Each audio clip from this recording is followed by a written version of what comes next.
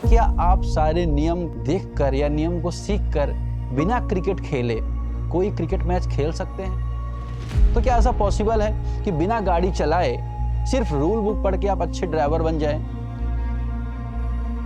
बिना क्रिकेट में प्रैक्टिस किए, बिना मैदान में पसीना बहाए आप अच्छा क्रिकेट खेल पाएं? दोनों ही सिनेरियो इम्पॉसिबल है।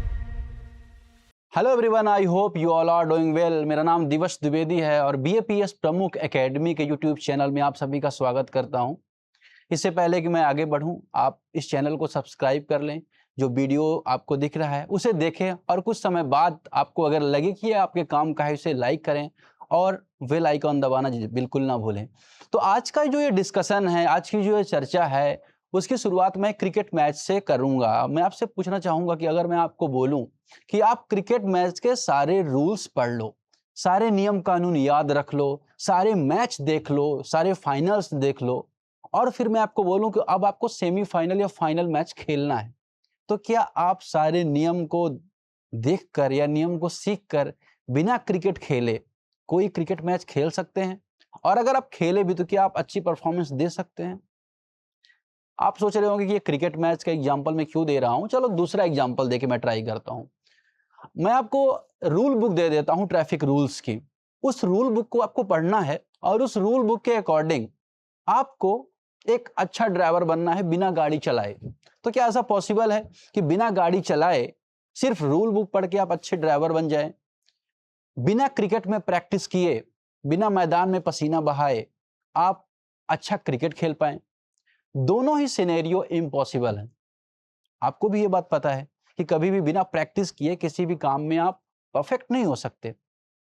तो गवर्नमेंट एग्जाम या कोई भी एग्जाम होता है बच्चों, तो उसकी भी यही खासियत है कि आप चाहे कितने ही रूल्स उसके पढ़ लो, कितनी बुक्स पढ़ लो, कितनी किताबें, एनसीईआरटी सब कुछ पढ़ लो, लेकिन अगर आपने प्रैक्टिस नहीं की, अगर आपने क्वेश्चंस को अटेम्प्ट नहीं किया, पीवाईक्यूज नहीं लगाए, तो सारी की सारी तैयारी आपकी धरी रह जाती है। और यह सिर्फ मैं नहीं कहता, अगर आप किसी भी टॉपर के वीडियो आप देखते हैं, आप पॉडकास्ट देखते होंगे, रील्स देखते होंगे, जोश टॉक देखते होंगे, तो हर एक टॉपर का या जो भी लोग मैक्सिमम टाइम प्रीलिम्स को क्वालिफाई करते हैं, तो उनके बीच में एक सिमिलैरिटी है।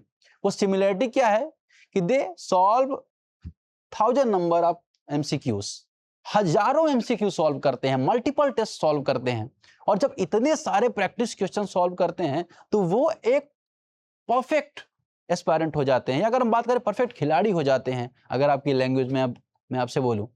तो इसलिए जो प्रैक्टिस है वो हर चीज में बहुत जरूरी है, चाहे गेम हो, स्पोर्ट्स हो या कोई भी गवर्नमेंट एग्जाम हो। तो आज का जो वीडियो है उसमें हम एक बहुत बड़ी अनाउंसमेंट करने वाले हैं इसी प्रैक्टिस को लेके, तो पूरे वीडियो में लास्ट तक बने रहना है। चलिए शुरुआत करते हैं। बात करते हैं कि आखिर एमसीक्यूज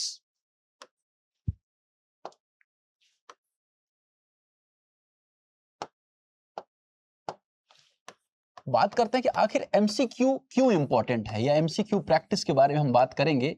ये चर्चा करनी क्यों जरूरी है?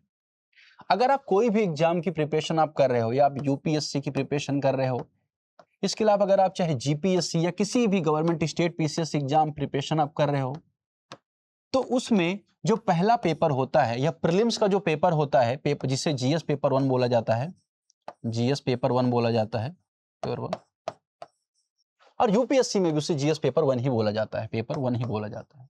अब इन दोनों में सिमिलैरिटीज क्या है कि दोनों ही मल्टीपल चॉइस ऑफ क्वेश्चंस इसमें आते हैं, एमसीक्यू पैटर्न के क्वेश्चंस आते हैं, दोनों ही क्वालिफाइंग पेपर हैं। मतलब कि इनके मार्क्स नेक्स्ट जो स्टेज होती है उसमें नहीं जुड़ते। यहां पे आपको मेंस एग्जाम देने के लिए प्रीलिम्स का जो एग्जाम है, अगर मैं बात करूं प्रीलिम्स का एग्जाम है, उसको क्वालिफाई करना पड़ता है, चाहे आप स्टेट पीएसएस की प्रिपरेशन कर रहे हो या यूपीएससी प्रिपरेशन कर रहे हो।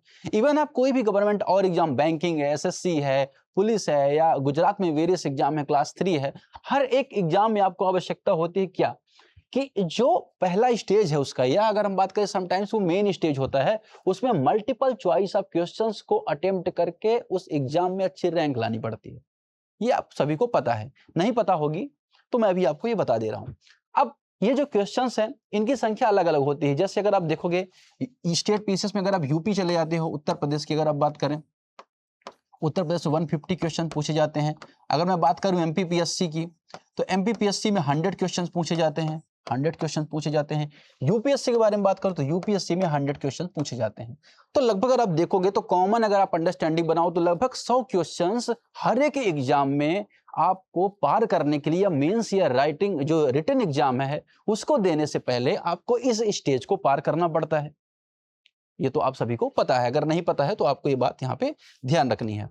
अब अगर हम बात करें कि ये जो एग्जाम होता है, जैसे एमसीक्यू जो प्रैक्टिस क्वेश्चंस होते हैं, है ना, ये मैं ये मान के चल रहा हूं कि आप डे 0 से आप प्रिपरेशन स्टार्ट कर रहे हैं, आपने इससे पहले कोई गवर्नमेंट एग्जाम नहीं दिया है। अब कुछ ऐसे भी व्यूअर्स होंगे जो ऑलरेडी कई बार उन्होंने प्रीलिम्स दे रखा होगा, तो उनके लिए थोड़ी सी बात यहाँ पे 2-3 मिनट वो स्किप भी कर सकते हैं, क्योंकि मैं यहाँ पे बात बताने जा रहा हूँ ऐसे व्यूअर्स के लिए जो पहली बार एग्जाम देने वाले हैं और जिन्होंने प्रिपरेशन को शुरुआत की है। अब एमसीक्यू प्रैक्टिस, ये तो आपको पता चल गया कि पहले स्टेज का जो एग्जाम है उससे आगे बढ़ने के लिए या उसे क्रैक करने के लिए आपको इस स्टेज से, पहली स्टेज से गुजरना पड़ेगा। अब ये जो स्टेज है ये सभी सब्जेक्ट से भरा हुआ है। सभी सब्जेक्ट मतलब क्या, ये एक टब है और इस टब में आप सारे सब्जेक्ट डाल दो। आप इसमें हिस्ट्री डाल दो, आप इसमें पॉलिटी डाल दो, आप इसमें ज्योग्राफी डाल दो, जनरल साइंस डाल दो, है ना, एनवायरनमेंट डाल दो, तो वो सारे सब्जेक्ट इस एमसीक्यू पैटर्न के एग्जाम में पूछे जाते हैं। अब सभी का जो रेशियो होता है अलग अलग होता है। समटाइम्स हिस्ट्री के 16 क्वेश्चन पूछे गए, पॉलिटी के 20 क्वेश्चन आए, ज्योग्राफी के 15 क्वेश्चन है, 22 क्वेश्चन आए।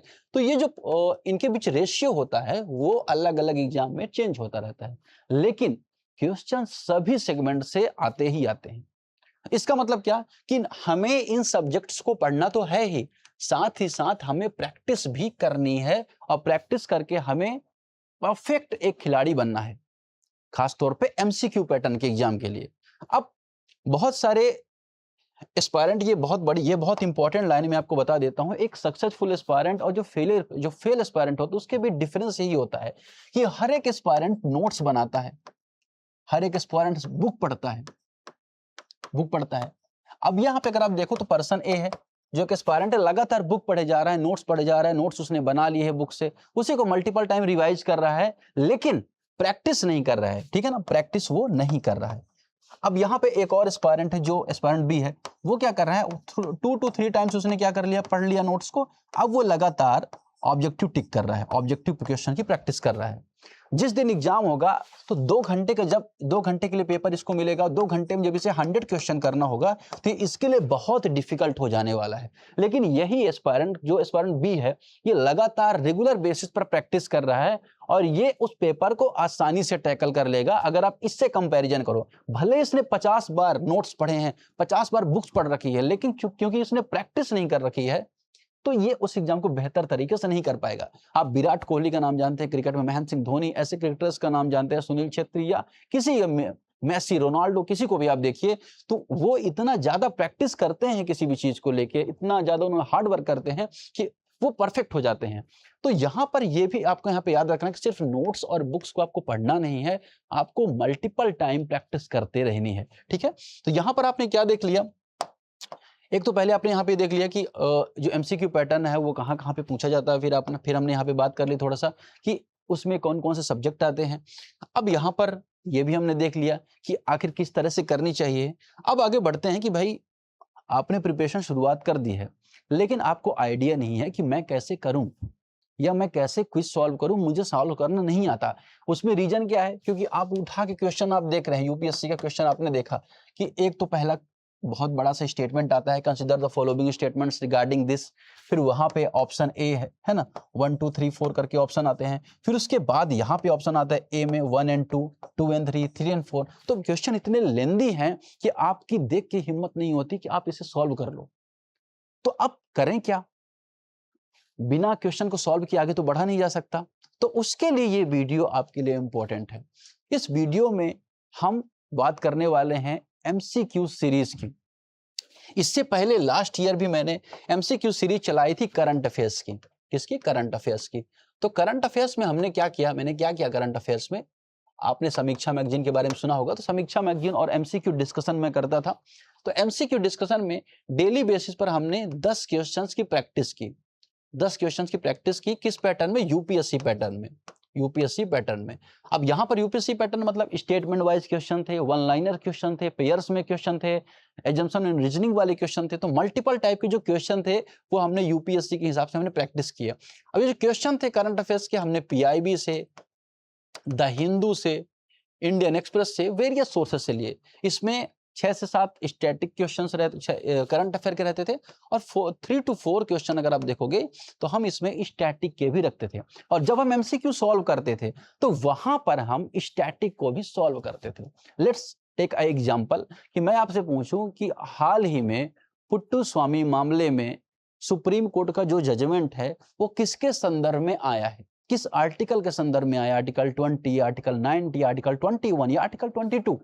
हो सकता है आपके पास इसका सही आंसर हो। लेकिन जब हम इस एमसीक्यू को सॉल्व करते थे तो हम सिर्फ इस मामले तक नहीं रहते थे, हम फंडामेंटल राइट को डिस्कस करते थे कि फंडामेंटल राइट संविधान के कॉन्स्टिट्यूशन के पार्ट 3 में है, आर्टिकल 12 to 35 आर्टिकल में मेंशन है, आर्टिकल 12 में क्या है, 13 में क्या है। तो हम क्या करते थे, पूरे इस कॉन्सेप्ट को रिवाइज करते थे।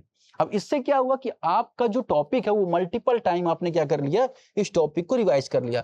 हमने 1 तारीख को देखा, नेक्स्ट मंथ हमने फिर फंडामेंटल राइट क्वेश्चन देखा, कोई टॉपिक फिर से आया। तो ये जो सारे यूपीएससी के जितने भी थीम्स थे वो मल्टीपल टाइम रिवाइज हुए, और आप यकीन नहीं करेंगे 30 to 35 क्वेश्चन एमसीक्यू सॉल्विंग से फंसे। उसमें से मैं कुछ आपको एग्जाम्पल भी अभी आपके सामने दिखा रहा हूं, ठीक है। तो चलिए एक एग्जाम्पल देख लेते हैं। यहां पर मैं एक फाइल ओपन करता हूं। अब देखिए यहां पर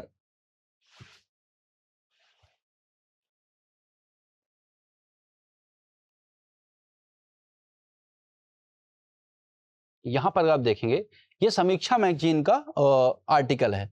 ये समीक्षा मैगजीन के आर्टिकल में हमने ये टॉपिक यहाँ पे कवर किया था। इस टॉपिक को क्या बोला गया था, टॉपिक किसके संबंध में था, यहाँ पे आप देखोगे कि इसका सोर्स था the Hindu government, the Hindu का आर्टिकल आया हुआ था, और जिसमें बात हो रही थी empowerment of person with disabilities act, है ना, कि जो दिव्यांग व्यक्ति है उनको एम्पावर करने के लिए क्या एक्ट है, क्या प्रोविजंस, उनके बारे में हमने यहाँ पर देखा था कि जो department of empowerment person with disability host कर रहा है ब्रेकआउट सेशन दिव्यांगजन कौशल योजना और दिव्यांगजन सहारा योजना को लेके, ठीक है।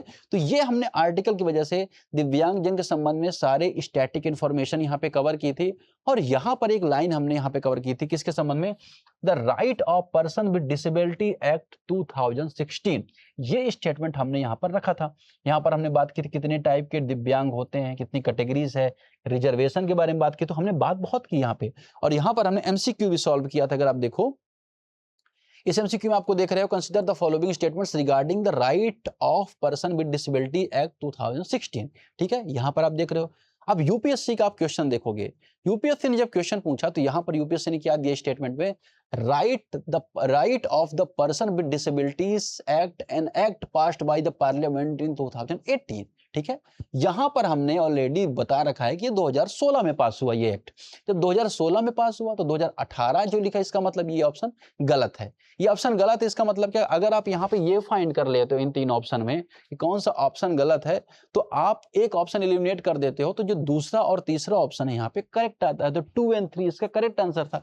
तो मतलब अगर आप ये देखिए यहां पर हमने क्या किया, इस मैगजीन के थ्रू पूरे साल हमने करंट अफेयर्स को समझा, साथ ही हर एक आर्टिकल पर एमसीक्यू प्रैक्टिस की डेली बेसिस पर। वही चीज आपको फॉलो करनी है। बीएपीएस प्रमुख एकेडमी के टेलीग्राम चैनल को आपको ज्वाइन करना है, और टेलीग्राम चैनल पर रेगुलर आपको करंट अफेयर्स मिलते हैं विद प्रैक्टिस क्वेश्चन, वो भी कंप्लीटली फ्री। वो प्रैक्टिस क्वेश्चन का लाभ उठाना है और आपको तैयारी जारी रखनी है। तो यहां पर मैं ये इसलिए लेके आया कि कैसे सिर्फ पढ़ने से नहीं बल्कि प्रैक्टिस करने से क्वेश्चंस आपके मैक्सिमम सॉल्व होते हैं। तो ये बात हो गई। अब देखिए तो यहां पर हमने लगभग ये सारी बातें की कि ठीक है हम लोग यहां पर एमसीक्यू प्रैक्टिस की शुरुआत करेंगे। अब एमसीक्यू प्रैक्टिस में हम लोग क्या क्या करने वाले हैं वो मैं कुछ देर बाद बताऊंगा। थोड़ा सा हम यहाँ पे बात कर लेते हैं कि आखिर ये इतना जरूरी क्यों है ना। पहली बात ये जाहिर सी बात है ना, कुछ पॉइंट्स मैंने लिख रखे हैं, जैसे ये जो आपके कॉन्सेप्ट की क्लैरिटी है उसको स्ट्रॉन्ग करता है। अब आप पूछोगे कि ये कैसे स्ट्रॉन्ग करता है, तो यहाँ पर एक क्वेश्चन आपको देखने को मिल रहा है, in India which of the following can trade in corporate bond and government security, है ना। मतलब अगर आप हिंदी में यही चीज क्वेश्चन देखो तो भारत में निम्नलिखित में से कौन कॉरपोरेट बॉन्ड और सरकारी प्रतिभूतियों में व्यापार कर सकते हैं? बीमा कंपनियां, पेंशन निधि, खुदरा निवेशक। अब इसमें आपको बताना है 1 2 2 3 1 4 1 3 1 2 3। मैंने यहाँ पे क्या बात की कि अगर आपका जो कॉन्सेप्ट क्लियर है, ये चेक करता है एमसीक्यू अगर आप सॉल्व करते हो। बहुत सारे बच्चों ने ये पढ़ रखा होगा कि गवर्नमेंट सिक्योरिटी क्या होती है, कॉर्पोरेट बॉन्ड क्या होते हैं, लेकिन इस क्वेश्चन को देख के वो इसे सॉल्व नहीं कर पाएंगे। उसमें दिक्कत क्या है कि उन्होंने ये तो पढ़ा कि सेबी क्या होती है, शेयर मार्केट क्या होता है, 1992 में स्टैब्लिश हुआ, 1989 में शुरुआत हो रही थी। फिर उन्हें हर्षद मेहता के बारे में सुना होगा कि जो हर्षद मेहता का मामला आया था उसके बाद सेबी स्ट्रांग हुई। हो सकता है उन्होंने कमेटी भी पढ़ ली हो, लेकिन हो सकता है कि इसके बारे में उन्होंने अच्छे से कॉन्सेप्ट नहीं पढ़ा हो। अब नोट्स तो आपने पढ़ लिए लेकिन ये कॉन्सेप्ट उसमें नहीं थे।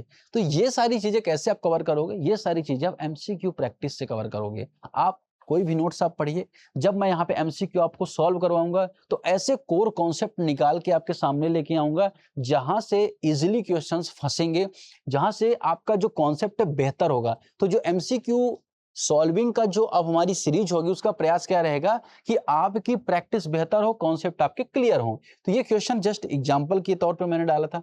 दूसरा, इनहेंस रिकॉल, मतलब क्या? जो आप read, revise, recall and right, ये कॉन्सेप्ट चलता है यूपीएससी में कि आप पढ़ो, आप उसको रिवाइज करो, फिर उसको रिकॉल करो। रिकॉल का मतलब क्या? आप आंख बंद कर रहे हो, आप याद कर रहे हो कि ये मैंने यहां पढ़ा था, ये चीज हो सकती है। तो रिकॉल कैसे आप करोगे? मान के चलो आपने फंडामेंटल राइट पढ़ा, 1 महीने बाद, 2 महीने बाद आप भूल जाओगे। लेकिन अगर आप 1 महीने बाद प्रैक्टिस क्वेश्चन सॉल्व करते हो या टेस्ट सीरीज उठाते हो और फंडामेंटल राइट के 10 क्वेश्चन सॉल्व करते हो, तो जब क्वेश्चन आप देखोगे तो वहां पर आपके दिमाग में आएगा, आप मेमोराइज करोगे, याद करने लगोगे कि हाँ मैंने ये पढ़ा था, ये पढ़ा था, ऐसे सॉल्व करना है। तो इसको इसे रिकॉल कहते हैं। तो आप रिकॉल करोगे और रिकॉल की जो कैपेसिटी आपकी बेहतर होती जाएगी। जैसे आप ये प्राइमरी, सेकेंडरी, टर्शियरी जो क्वेश्चंस है उस सेक्टर के यहाँ पे पूछे गए हैं कि स्टोरेज ऑफ एग्रीकल्चर किस सेक्टर का आता है, डेयरी फार्म किस सेक्टर में, मिनरल्स एक्सप्लोरेशन, वीविंग क्लॉथ। अब अगर आपने ये सेक्टर, बहुत ज्यादा लोग पढ़ते नहीं क्योंकि उनको लगता है प्रीलिम्स में ये क्वेश्चन नहीं आएगा, लेकिन जो लोग एक बार पढ़े हैं और उन्होंने एमसीक्यू प्रैक्टिस सॉल्व कर रखी है, हजारों क्वेश्चंस उन्होंने सॉल्व कर रखे हैं, कई सारे टेस्ट सीरीज उन्होंने सॉल्व कर रखी है, तो उनसे उनकी जो संभावना है इस क्वेश्चन को करने की बढ़ जाएगी, क्योंकि कहीं ना कहीं टेस्ट सीरीज में 1-2 बार ये क्वेश्चन टकराएगा। तो ये क्या होता है? ये बेनिफिट होता है एमसीक्यू सॉल्विंग के कि रिकॉल करने की जो कैपेसिटी है आपकी यहाँ पर बढ़ जाती है। फिर तीसरा हम यहाँ पे बात करें कि डेवलप एलिमिनेशन स्किल, ये बहुत इंपॉर्टेंट है। अगर आप किसी भी स्टेट पीसीस के, यूपीएससी में तो एलिमिनेशन टेक्निक थोड़ा सा अभी कम यूज हो पाती है, 1-2 ऑप्शन एलिमिनेट हो पाते हैं, लेकिन कोई भी स्टेट पीसीएस का पेपर अगर आप उठा लो और वहां पर अगर आप देखोगे क्वेश्चंस को इजिली आप एलिमिनेट कर पाओगे। जैसे मैं आपको एग्जांपल यहां पर देता हूं,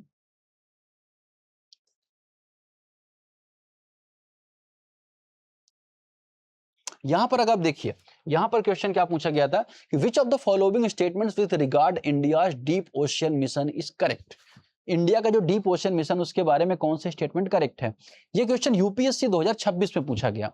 अब यूपीएससी में पूछा गया तो मतलब स्टेट पीसीएस में तो ऐसे भरे हैं क्वेश्चन, ऐसे एलिमिनेशन मेथड से आप उसे आसानी से निकाल सकते हो। 1-2 ऑप्शन अगर आपको पता है तो आसानी से आप एमसीक्यू सॉल्व कर सकते हो स्टेट पीसीएस में।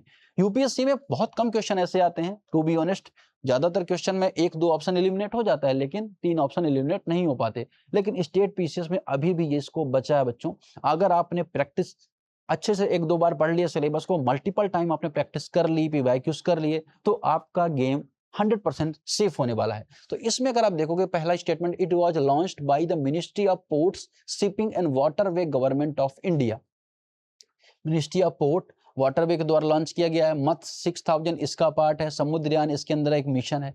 अब इसमें अगर किसी को ये पता हो कि मिनिस्ट्री ऑफ पोर्ट्स नहीं, या ministry of earth and science का मिशन है, तो पहला ऑप्शन एलिमिनेट करेगा, ये हट जाएगा, ये हट जाएगा और ये हट जाएगा, ये तीनों हट जाएंगे, 2-3 इसका सही आंसर हो जाएगा। इसी को एलिमिनेशन टेक्निक कहा जाता है। इसमें एक ऑप्शन आपको पता होता है और उस एक ऑप्शन की मदद से आप 3 ऑप्शन को या 2 ऑप्शन को हटा देते हैं और सही आंसर तक पहुंच पाते हैं।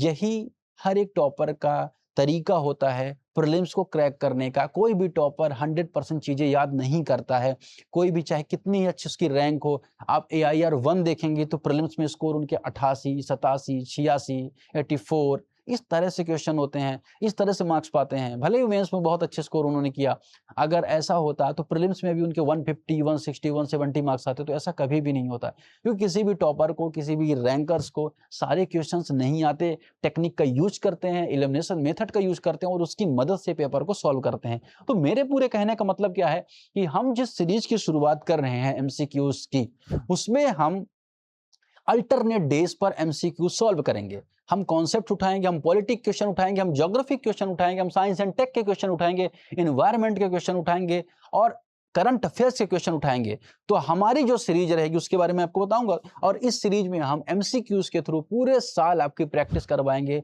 बहुत ही अच्छी क्वालिटी के एमसीक्यू जो मल्टीपल टाइम एग्जाम में पूछे गए या प्रेडिक्टेबल है कि इनसे क्वेश्चंस आएंगे। तो ऐसे टॉपिक हम यहाँ पे कवर करवाने वाले हैं, ठीक है। साथ ही मैं आपको प्रोग्राम के बारे में बताऊंगा, क्या प्रोग्राम का स्ट्रक्चर रहेगा। साथ ही अगर आप देखोगे बिल्ड एनालिटिकल थिंकिंग, आपकी जो एनालिटिकल एनालिसिस करने की जो टेक्निक है वो बेहतर होती रहती है एमसीक्यू सॉल्व करने से। निगेटिव मार्किंग जो है हर एग्जाम में आ चुका है, अगर आप देखोगे स्टेट पीसीएस में आ गया, इस बार एमपीपीएससी में भी आ गया, यूपीपीसीएस में था ही, बीपीएससी में था। अब अगर आप देखोगे कि अगर आपको निगेटिव मार्किंग कम करनी है, गलत क्वेश्चन आपको नहीं करने हैं, तो आपको प्रैक्टिस मैक्सिमम करनी पड़ेगी। ये आप गांठ बांध लीजिए कि बिना प्रैक्टिस किए आप किसी भी तरह से प्रीलिम्स का जो एग्जाम है क्रैक नहीं कर पाओगे। तो इस पूरी प्रैक्टिस पर आपको फोकस करना है। इससे प्रैक्टिस से आप स्पीड भी अच्छी होगी, एक्यूरेसी भी अच्छी होगी। वीक एरिया पर लगातार जब आप प्रैक्टिस करते हैं तो आपका जो वो स्ट्रॉन्ग एरिया बन जाता है। कई सारे टॉपर्स ने चीज फील की है, जब भी उन्होंने वीक एरिया को कवर करने का प्रयास किया तो उनका जो एरिया वो और ज्यादा स्ट्रांग हो गया है, ठीक है। अब अगर हम बात करें कि हमारा जो स्ट्रक्चर रहेगा वो क्या होने वाला है, तो वो आइए देख लेते हैं, ठीक है। तो हम दो तरह के स्ट्रक्चर हम यहाँ पे रखने वाले हैं। पहला जो स्ट्रक्चर रहेगा डेली एमसीक्यू एनालिसिस। इसमें हम क्या करेंगे, पीआईबी के जो भी करंट अफेयर्स आते हैं, ठीक है, द हिंदू के जो करंट अफेयर्स आते हैं, इंडियन एक्सप्रेस के जो करंट अफेयर्स आते हैं, या वेरियस अदर वेबसाइट्स में जो अच्छे टॉपिक आते हैं, अच्छे आर्टिकल आते हैं, उन पर बेस्ड 10 एमसीक्यूज हम यहाँ पर सॉल्व करेंगे, 8 to 10 एमसीक्यूज। इसमें पूरा फोकस ये रहेगा कि आप करंट अफेयर्स के क्वेश्चन को बेहतर तरीके से कर पाओ। तो 70 to 80% हम यहाँ पर फोकस करेंगे, किस पर, करंट अफेयर्स पर। दूसरा यहां पर हमारा फोकस रहेगा जहां पर हम बात करेंगे स्टैटिक को मजबूत करने की। स्टैटिक, इस स्टैटिक पे हम किसकी बात करेंगे, हम हिस्ट्री की बात करेंगे, हम ज्योग्राफी की बात करेंगे, हम पॉलिटी की बात करेंगे, इकोनॉमी की बात करेंगे, एनवायरनमेंट की बात करेंगे, साइंस की बात करेंगे। तो इस वीडियो के थ्रू आप डेली एमसीक्यूज के थ्रू आपको क्या मिल जाएगा, करंट अफेयर्स का सारा स्ट्रॉन्ग पकड़ हो जाएगी। ये 15 मिनट का वीडियो रहेगा। ये वीडियो अल्टरनेट डेज पर आएगा, 2 डेज पर, मतलब एक दिन गैप, एक दिन, इस तरह से वीडियो आएगा, जिसमें हम 8 to 10 क्वेश्चन या 8 क्वेश्चन के आसपास, कभी 2 क्वेश्चन हिस्ट्री, ज्योग्राफी, पॉलिटी से, और अच्छी क्वालिटी क्वेश्चन यहाँ से पिक करेंगे।